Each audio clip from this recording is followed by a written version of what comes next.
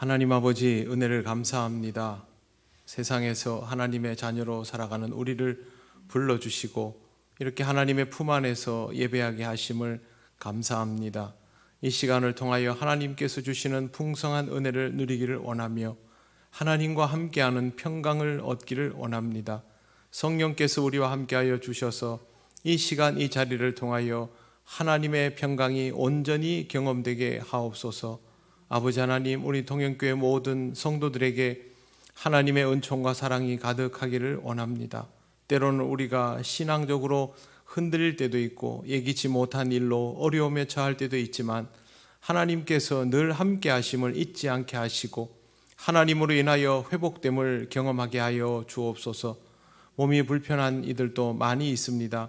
하나님께서 그 손길로 만져주시고 치료하는 광선을 발하여 주셔서 하나님의 은혜로 치료되고 회복되게 하여 주시옵소서. 이 시간 하나님께서 함께하여 주심을 통하여 예배하는 기쁨을 누리기를 원합니다. 하루의 피로를 하나님 앞에서 다 내려놓고 근심 걱정도 내려놓게 하옵소서. 오직 주의 말씀만을 채우며 주의 말씀으로 새 힘을 얻는 시간이 될 수 있도록 인도하여 주옵소서. 우리 동현교회 모든 성도들이 오직 주님의 은혜만을 바라며 살아가기를 간절히 원하오며 예수님 이름으로 기도드립니다. 아멘. 오늘 하나님 말씀 민수기 16장 35절에서 50절입니다.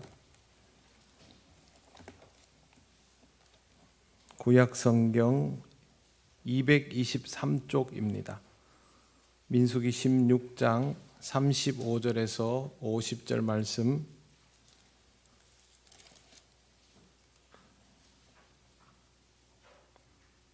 한 절씩 교독하겠습니다. 여호와께로부터 불이 나와서 분향하는 250명을 불살랐더라. 너는 제사장 아론의 아들 엘르아살에게 명령하여 붙는 불 가운데에서 향로를 가져다가 그 불을 다른 곳에 쏟으라. 그 향로는 거룩함이니라.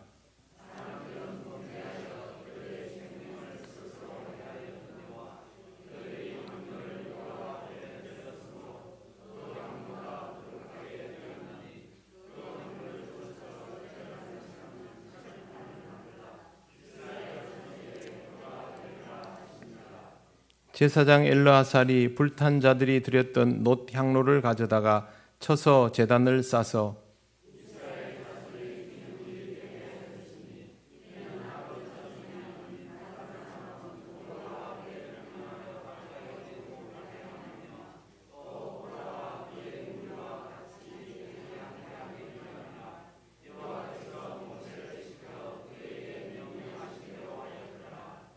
이튿날 이스라엘 자손의 온 회중이 모세와 아론을 원망하여 이르되 너희가 여호와의 백성을 죽였도다 하고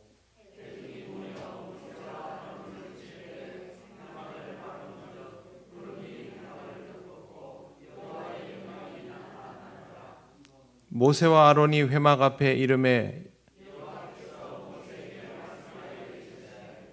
너희는 이 회중에게서 떠나라. 내가 순식간에 그들을 멸하려 하노라 하심에 그 두 사람이 엎드리니라.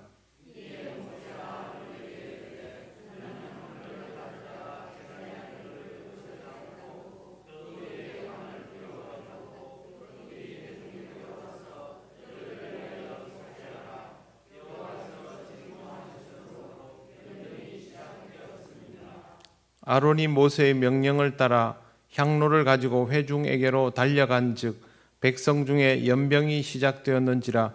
이에 백성을 위하여 속죄하고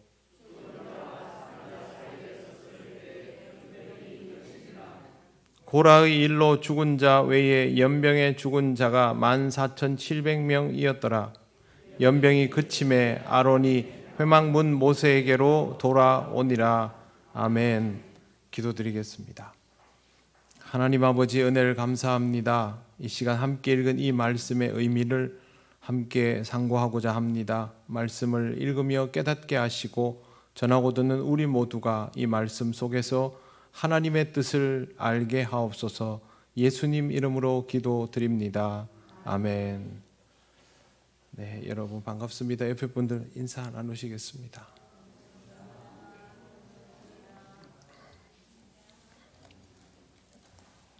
제가 왜 이 시간에 인사 나누시겠습니다 한지 잘 모르시죠?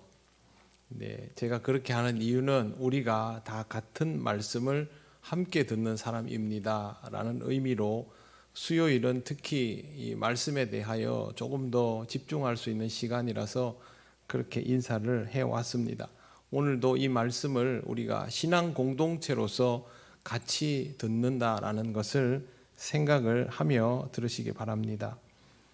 35절을 제가 일부러 읽었습니다. 35절은 지난 단락의 마지막 절이지만 여기에 지난번 단락의 결과물인 250명이 불살라졌다라는 내용이 언급되어 있기 때문에 따로 읽었습니다.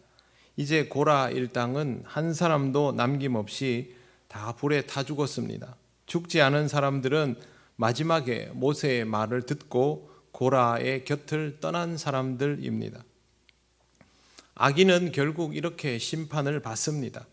악인을 향한 하나님의 심판을 피할 수는 없습니다. 당당하게 서 있던 사람들은 모두 불에 삼키워졌습니다. 불순종의 대가가 이렇게 크고 무서울 줄은 몰랐을 것입니다. 그러나 이것은 너무도 두렵고 놀라운 사건이 되었습니다. 하나님께서는 불순종을 어떤 경우에도 용납하지 않으시니 불순종의 죄를 범하지 않도록 항상 주의해야만 합니다. 내가 이렇게 하고 싶은 것, 내가 판단한 것, 나는 이렇게 하는 것이 옳다라고 생각하지만 우리는 항상 이것이 하나님께 합당한 것인가, 또 하나님께서 이것을 원하시는가라는 부분에 대해서 생각해야만 한다는 뜻입니다. 이제 하나님께서 모세에게 말씀하십니다. 37절을 보십시오. 너는 제사장 아론의 아들 엘르아살에게 명령하여 붙는 불 가운데에서 향로를 가져다가 그 불을 다른 곳에 쏟으라. 그 향로는 거룩함이니라. 이 말씀에서 중요한 표현은 그 향로는 거룩함이니라입니다. 향로의 불을 다른 곳에 쏟으라고 하셨습니다. 분향하던 250인을 불살라버린 이 불은 향로에 담긴 숯불 형태가 된 것으로 보입니다. 이걸 다른 데다가 내다버리라 하는 말은 그 영지 바깥으로 가서 버려라. 이거는 죄악된 자들을 심판하던 불, 이것도 함께 없어져야 될 불이라고 말씀하신 것입니다. 그런데 향로 자체는 거룩하다라고 하셨습니다. 38절 보십시오. 사람들은 범죄하여 그들의 생명을 스스로 해하였거니와 그들이 향로를 여호와 앞에 드렸으므로 그 향로가 거룩하게 되었나니, 그들이 향로를 여호와 앞에 드렸기 때문에 그 향로는 거룩하다라고 여기에 표현하고 있습니다. 그래서 이 향로는 버리지 않고 쳐서 제단을 싸는 철반을 만들라, 이스라엘 자손에게 표가 되리라 라고 말씀 주셨습니다. 죄인을 태워버린 불은 버리고 향로는 여호와께서 거룩하다고 선언하셨으니 재활용을 하는 것입니다. 하나님 앞에 내어드린 바 된 것, 하나님 앞에 가져온 바 된 것은 그들의 상태가 어떠한가에 상관없이 이미 드려졌으면 거룩한 것이 되었다라는 의미가 여기에 있습니다. 여호와 앞에 드렸다라는 말의 무게를 실감할 수 있는 내용입니다. 하나님 앞에 드린다라는 말을 우리는 사실 가볍게 생각하는 경우가 많습니다. 내 마음대로 내 삶을 하나님 앞에 내어드렸다가 내 마음대로 거두었다가, 소원했다가 거두었다가, 약속했다가 거두었다가 그렇게 해버리죠. 물론 우리의 미숙함 때문에 그렇게 하는 것일 수 있습니다. 예전에 신학교에 다닐 때 저와 같은 방, 기숙사 같은 방에 있던 분이 한 학기만 마치고 되돌아갔습니다. 그 공부해서 들어오기 어렵다는 신대원을 들어와서 왜 되돌아가느냐라고 했더니 이게 이 길이 아닌 것 같다. 내가 평신도일 때는 우리 교회에서 1등 열심을 가지고 있었는데 막상 여기 와보니까 그렇지 않은 것 같다. 그래서 제가 다른 말은 잘 기억이 나지 않는데 그거는 이야기를 했습니다. 하나님 앞에 혹시 약속하고 온 거 아니냐? 그렇다. 그러면 그거 마음대로 물릴 수 있느냐라고 제가 이야기했던 기억이 있습니다. 잘 알고 했건 모르고 했건 하나님 앞에 내뱉은 약속은 지켜야 합니다. 하나님께서 그것을 기억하시기 때문이죠.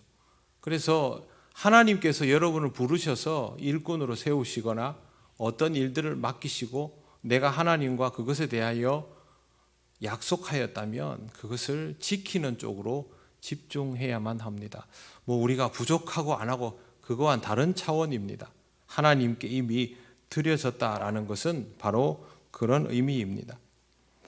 이제 이 향로는 두드려서 제단을 쌓는 철판으로 만들어지게 되었습니다. 제단을 위해서 넓은 판으로 만들어서 이렇게 뺑 누르면 이스라엘 자손은 이 제단을 보게 되면 자연스럽게 제단을 둘러싸고 있는 철판을 보게 되는 것입니다.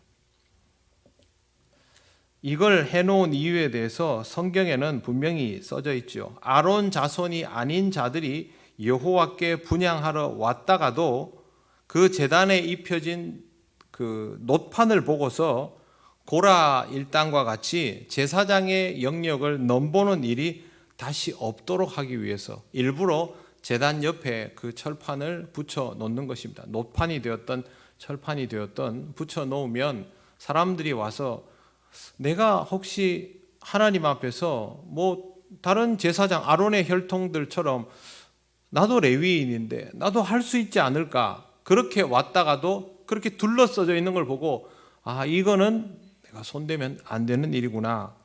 그렇게 되도록 일부러 했다는 것이죠. 하나님께서는 선을 그어 놓고 그 선은 넘지 말라고 분명히 경고하고 있는 것입니다. 제사장의 직분이라는 것은 하고 싶다고 하는 것이 아닙니다. 하나님께서 기름 부어 세우신 종이라야 담당할 수 있습니다. 여러분, 우리가 주의 종이라는 표현을 사용합니다. 예전에는 목회자에게만 이 표현을 사용했지만 요즘은 그렇게 하지 않습니다. 왜 그러냐면 우리 개혁교회는 모두 다 주의 종이지요. 다 주님의 제자여야 하고, 그러면 우리가 직분을 가지고 있는 자로서 살아갈 때 우리에게 주어진 이 직분이 우리 마음대로의 것입니까? 하나님께서 정하여 세워주신 것입니까? 하나님께서 정하여 세워주신 것이죠. 그러면 이거는 내 마음대로 못하는 겁니다. 하고 싶다, 하기 싫다의 차원이 아닙니다. 잘하고 있다, 못하고 있다의 차원도 아닙니다. 직분이라는 것은 해야만 하는 것입니다. 세상의 목회자들이요, 다 그게 너무 좋고 너무 하고 싶고 즐겁기만 하고 좋기만 하고 영광이 되고 그래서 하겠습니까? 그렇지 않습니다. 엄청나게 많은 고민과 기도와 많은 후회와 아쉬움과 안타까움을 다 끌어안고 목회를 합니다. 아마 여러분들도 직분자로 살아가다 보면 이와 비슷한 경험들을 할 겁니다. 그럼에도 불구하고 이건 우리 마음대로 내려놓을 수 없는 겁니다. 제사장이면 제사장대로, 회막에 수종 드는 자면 수종 드는 자대로, 장막을 이동시키는 자는 장막을 이동시키는 대로 똑같습니다. 자신에게 맡은 일은 그렇게 해야 됩니다. 이것이 하나님께서 여기에서 우리에게 알려주시는 의미입니다. 이걸 잘 하기 위해서 신앙생활이 정말 중요해집니다. 신앙생활을 열심히 해야 하는 이유는 신앙이 잘 유지되도록 하기 위해서이지요. 신앙이 잘 유지되는 동안은 하나님께서 그어놓은 선들이 선명하게 보입니다. 그러면 내가 그만큼 선을 넘을 확률이 줄어들게 되는 것이죠. 신앙생활을 똑바로 하지 못하면 제일 먼저 하나님께서 그어주신 이 선들이 흐리멍텅해집니다. 그러면 내 판단이 앞서게 되고 어리석은 행동을 하기 시작하는 것이죠. 하나님께서 무엇을 하시는지, 하나님의 의도가 무엇인지, 하나님이 나에게 무엇을 말씀하여 주시는지, 내가 어떤 템포로 움직여야 하나님과 호흡을 맞출 수 있는지, 그게 중요하다라는 것이죠. 학교 다닐 때 잘 못하지만 왈츠 이런 거 댄스 이렇게 배워볼 때 있지 않습니까? 이게 상대방이랑 박자가 맞지 않으면 상대방 발을 막 밟고 이러죠. 하나님과 호흡을 맞추는 것이 그와 같다고 생각을 해보십시오. 예전에 제가 2인 삼각 경기를 한번 말씀드리고 시각장애인이 100m를 전력 질주할 때 옆에 파트너가 있다는 영상을 한번 보여드린 적이 있지 않습니까? 우리는 하나님과 그런 호흡이 맞아야 되는 사람들입니다. 그래서 신앙생활을 열심히 해야 하는 것이죠.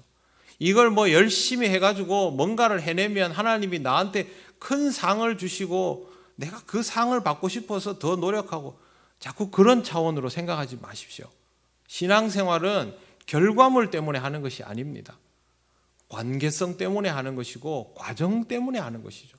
하나님과 호흡하기 위해서 하는 것이기 때문에 항상 이 신앙을 유지하면서 하나님과 보조를 잘 맞추어야 한다라는 생각을 하시기를 바랍니다. 인간은 욕심을 가지고 있습니다. 그렇기 때문에 인간의 마음에는 더 나아지고 싶은 욕망이 있고 할 수만 있다면 하나님처럼 되고 싶은 마음이 생기게 되어 있습니다. 조금만 긴장의 끈을 놓으면 우리가 아담 하와처럼 되는 것은 일도 아닙니다. 그러나 이러한 상태에서 신앙적인 사람은 신앙적 판단을 발동시킬 수 있습니다. 지금 내가 이렇게 생각하는 것은 정욕에 이끌리는 것이다. 이걸 그냥 내버려 두면 욕심이 더 자라나서 문제가 되고 하나님께서 원치 않는 길로 나는 가게 될 것이다. 더 이상 이렇게 나가면 안 된다. 하나님 앞에 엎드려 기도하고 갈무리하고 그렇게 할 수 있는 판단이 가능해지는 것입니다. 우리의 인생에는 시행착오가 있습니다. 그리고 잘못된 길을 가는 경우들도 발생합니다. 하나님은 이를 위해서 우리의 삶에 좋은 경험을 주시고 신앙의 표를 주시겠죠. 이를테면 오늘 여기 말씀에 나오는 제단을 둘러싸고 있는 이 철로 만든 껍데기를 보여주는 것처럼 이스라엘 백성에게 저와 여러분의 삶 속에 우리의 시행착오에서 하나님께서 주신 표가 있을 겁니다. 신앙생활을 잘 못하다가도 그것만 딱 떠올리면 정신이 번쩍 드는 그런 기억이 있다거나 무언가가 있다거나 상황이 있겠죠. 그것을 이스라엘 백성이 표로 삼은 것처럼 여러분의 삶에서 표로 삼으시기를 바랍니다. 그것은 육체의 아픔일 수도 있고요. 마음의 상처에 대한 기억일 수도 있고 지금도 내 삶을 붙들고 있는 족쇄 같은 것일 수도 있습니다.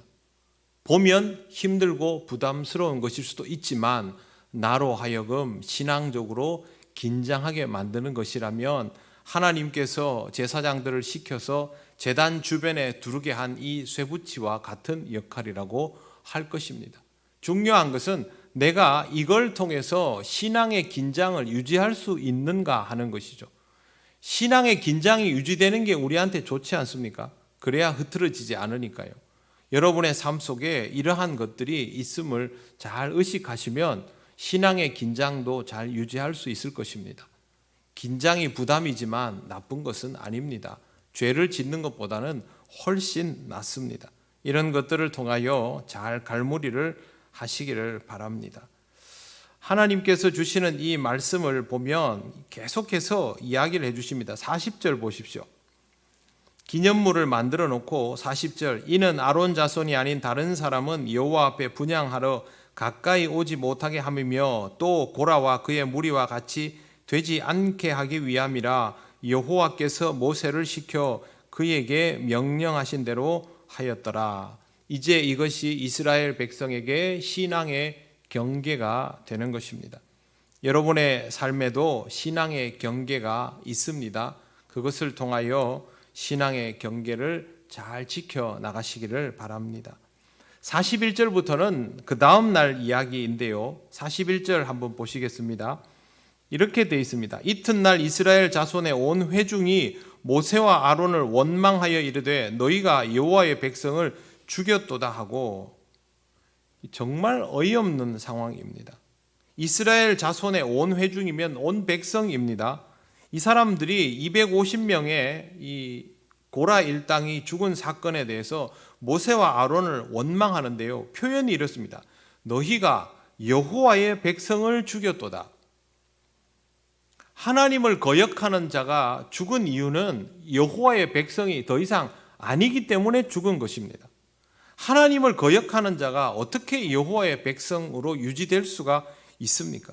그들을 불러 태우신 것은 선을 완전히 넘어버려 하나님의 백성이 아니니까 그렇게 한 것인데, 이스라엘 회중은 여전히 고라 일당을 여호와의 백성이라고 정의하면서 말합니다. 여호와의 백성이라고 정의를 하니까 모세와 아론을 나쁜 사람으로 만들어 버리는 것입니다. 그러면 이 말은 어떤 판단에 의거한 것입니까? 이스라엘 온 회중은 지금 이 사건을 모세와 아론이 자신들의 권력을 탐내었던 사람들을 하나님께 고자질해서 죽게 만든 것으로 판단하고 있는 겁니다. 그러면 이거는 고라의 생각과 똑같은 것이죠. 그렇지 않습니까? 모세와 아론이 직접 고라 일당을 죽인 거 아닙니다. 고라 일당을 죽인 이는 분명히 하나님이십니다. 그런데 모세와 아론이 그들을 죽였다라고 말하는 건 권력 투쟁에서 승리한 사람들이라고 보는 겁니다. 얼마나 비신앙적이면 이렇게 보겠습니까? 자기들 앞에서 하나님의 놀라운 이적이 일어나는 걸 보고도 지금 이렇게 하고 있는 것입니다. 모세와 아론을 신앙의 눈이 아닌 인간적인 눈으로 보는 것이 문제가 되었는데, 지금 이 사람들이 그 시각을 그대로 가지고 있다는 것은 이스라엘 백성의 내면이 이미 죽은 고라 일당과 조금도 다르지 않다는 것이죠. 차이가 있다면 그들은 벌받아 죽었고 이 사람들은 아직 죽지 않았다라는 것만 다를 뿐 실제로 속은 똑같은 것이죠. 고라 일당이 하나님께 몰살당하고 나서도 이 시각을 가지고 있다면 그들은 모세와 아론의 권면을 통하여 죽지 않기 위해서 잠시 위기는 모면했지만 회개는 하지 않은 상태라는 뜻입니다. 회개하지 않으면 결과는 똑같죠. 고라와 그 일당이 불에 타 죽는 걸 봤으면요, 우리가 잘못 생각했구나라고 하는 게 상식 아닙니까? 그런데 이 사람들은 그런 생각을 하지 못할 정도로 이미 많이 그쪽으로 가버리는 상태라는 거죠. 굉장히 세속적인 상태였기 때문에 이런 일을 겪고도 돌아서지를 못하는 것입니다. 뿐만 아니라 이 백성은 말로만 모세와 아론을 원망하지 않았습니다. 42절에 보시면 회중이 모여 모세와 아론을 칠 때에 실제로 죽이려 하고 있죠. 회막을 바라본즉 구름이 회막을 덮었고 여호와의 영광이 다시 나타났다라고 되어 있습니다. 이런 급박한 위기 상황에서 하나님은 어리석은 백성 앞에서 다시 한번 존재감을 드러내신 겁니다.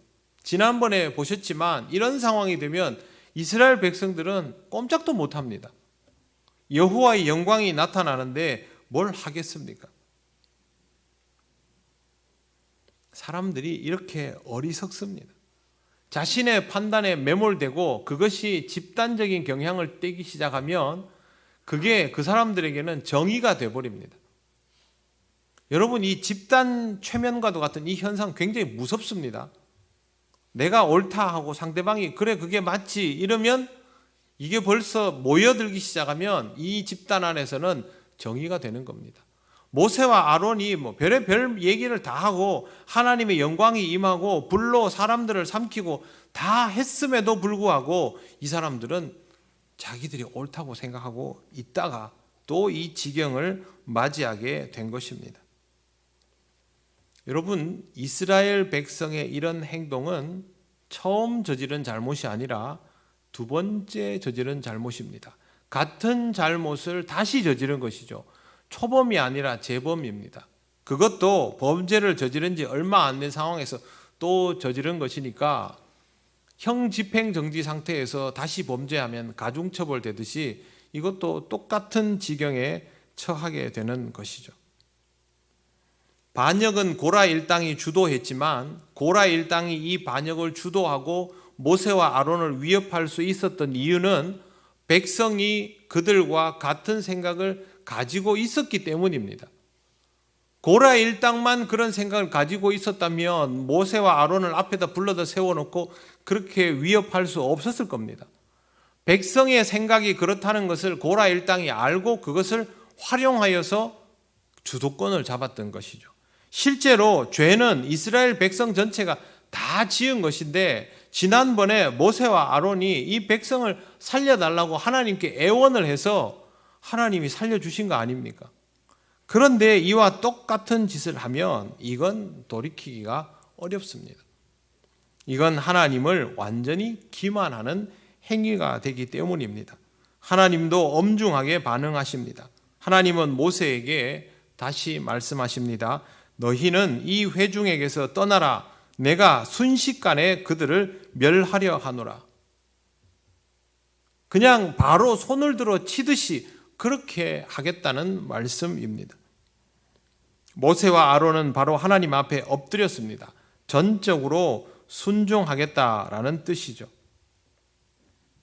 지난번처럼 용서해 주세요라고 아뢰고 싶은 마음일 것입니다만 이제는 이게 뜻대로 되지 않습니다.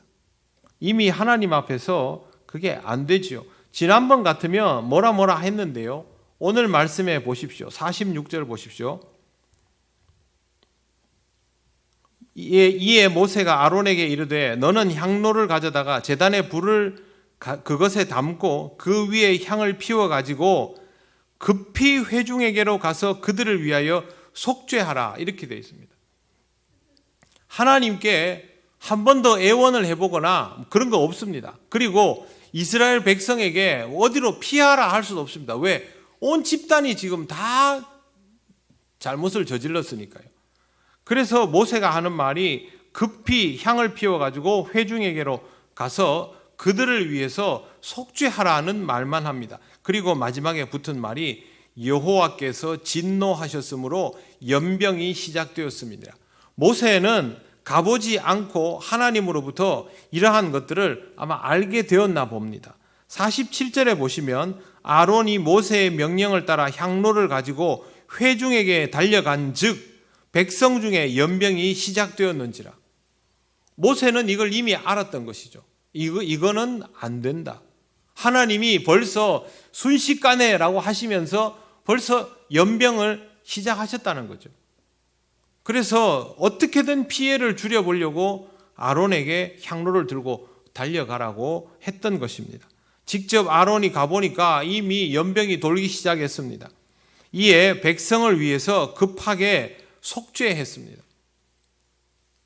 모세와 아론은요, 이 와중에도 한 명이라도 더 살려보려고, 이 정도면 진짜 온유한 사람들 아닙니까? 그렇게 해서 48절 보십시오. 죽은 자와 산 자 사이에 섰을 때 연병이 그치니라.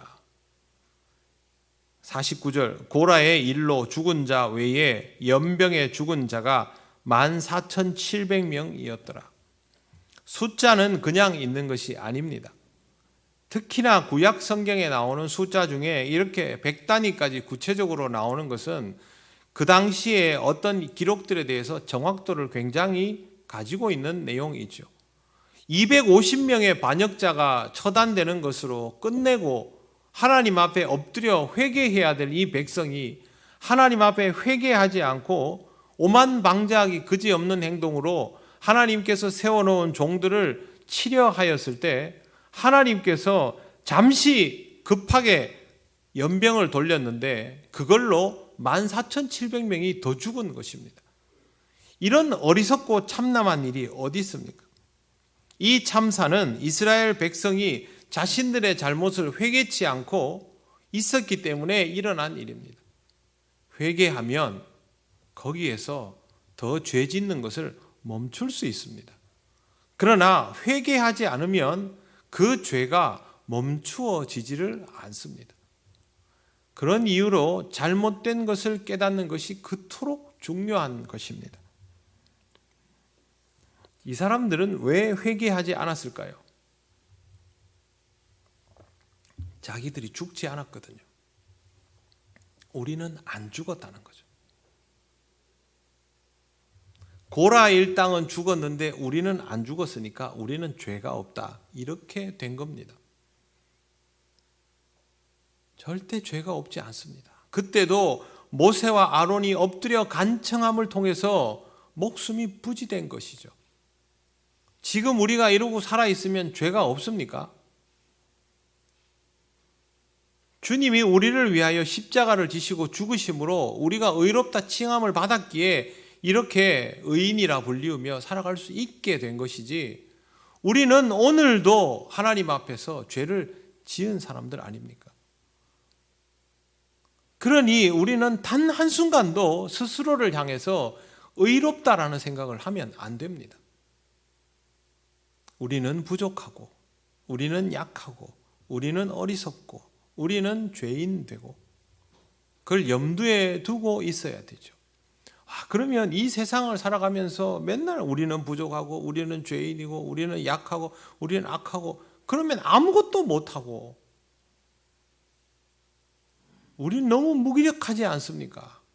그리스도인은 무기력합니다. 그리스도인이 그리스도인으로서 무기력할 때에 그를 통하여 주의 이름이 드러나고 주의 능력이 드러나는 거니까 그리스도인은 무기력합니다. 약합니다. 그걸 당연하게 여겨야 됩니다. 그걸 자꾸 거꾸로 가니까 문제가 생기는 것이죠. 여러분, 제가 이 말씀, 저 말씀을 계속 여러분들에게 읽고 전해도 내용은 다 똑같지 않습니까?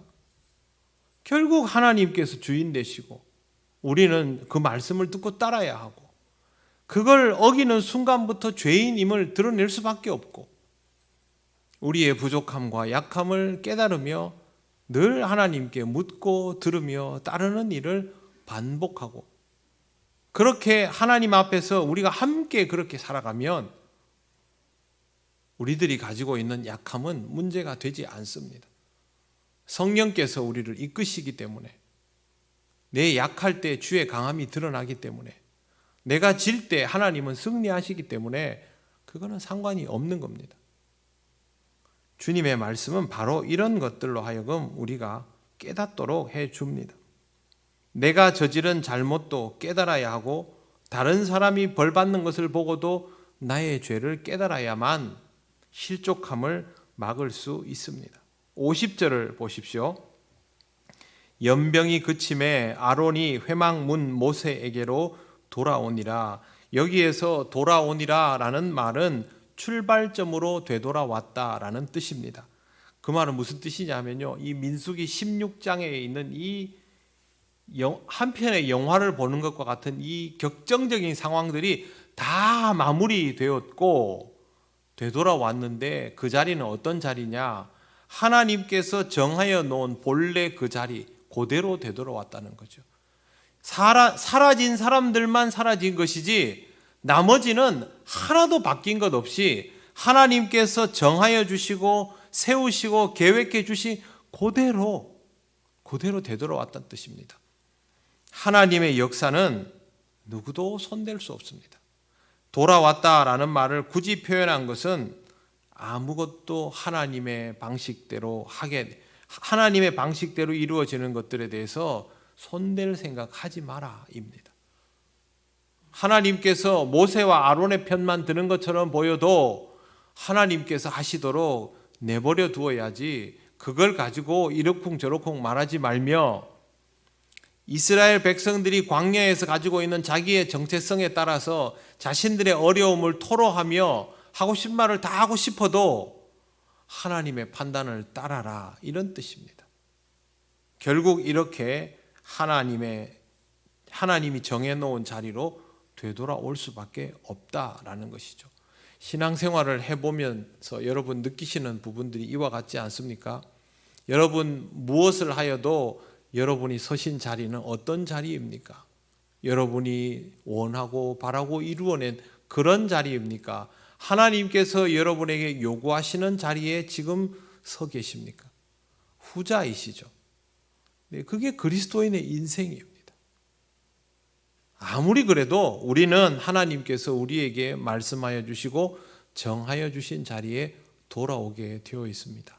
그러므로 사랑하는 성도 여러분, 늘 하나님을 앙망하고 하나님과 함께하고 하나님의 말씀을 잘 듣고 하나님과 동행함을 통하여 고라 사람들처럼, 이스라엘 백성들처럼 하나님에 대해서 오해하고 서운한 마음 가지고 위력을 행사하려 하고 그런 어리석음에 빠지지 말고 모세와 아론처럼 하나님이 편들 수밖에 없는 그런 인생을 살아가시기를 바랍니다. 이것보다 좋은 방법은 없습니다. 하나님이 여러분의 편인 것은 여러분이 하나님 앞에 순종하는 온유한 자일 때입니다.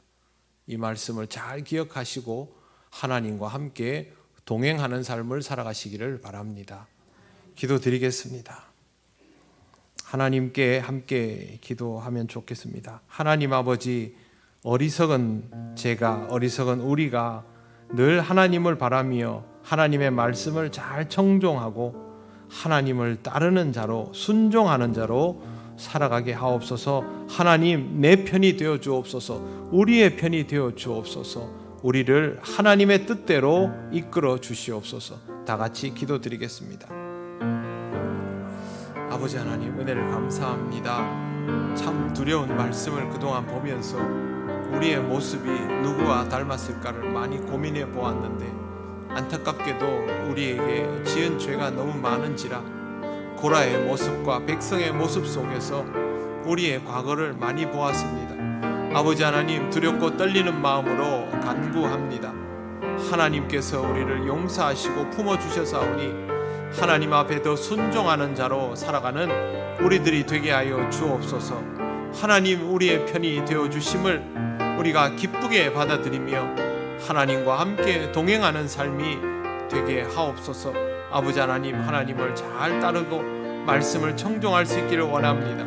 우리 통역교회 모든 성도들이 하나님과 함께 호흡할 수 있는 백성이 되기를 원합니다. 우리의 삶이 하나님의 인도와 보호하심 안에 있을 때에 사람들이 하나님이 우리 편을 들어주신다, 그렇게 느끼지 않겠습니까? 먼저 우리가 하나님께 순종하게 하셔서 하나님과 함께 동행하는 아름다운 삶이 있도록 아버지 하나님 인도하여 주시옵소서.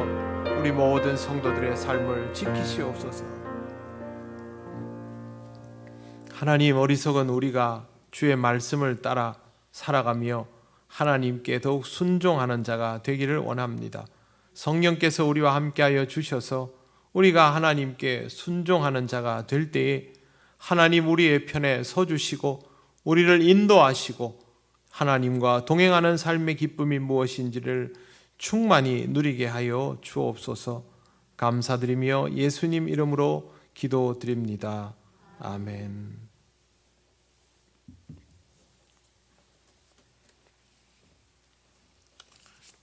교회 소식 전하겠습니다. 다가오는 주일 오후 예배는 제3남성교회 헌신 예배로 드려집니다. 강사는 사천 용현교회 최봉철 목사님이십니다. 내일 오후 1시에 사천 용현교회에서 진주 남로의 정기노회가 개회됩니다. 네, 내일 잘 다녀오겠습니다. 기도 많이 해주시기를 바랍니다. 네, 다른 광고는 주보를 참조해 주시기를 바랍니다. 이제 우리가 주님께서 가르치신 기도를 올려드립니다. 하늘에 계신 우리 아버지, 아버지의 이름을 거룩하게 하시며 아버지의 나라가 오게 하시며 아버지의 뜻이 하늘에서와 같이 땅에서도 이루어지게 하소서. 오늘 우리에게 일용할 양식을 주시고 우리가 우리에게 잘못한 사람을 용서하여 준 것 같이 우리 죄를 용서하여 주시고 우리를 시험에 빠지지 않게 하시고 악에서 구하소서. 나라와 권능과 영광이 영원히 아버지의 것입니다. 아멘.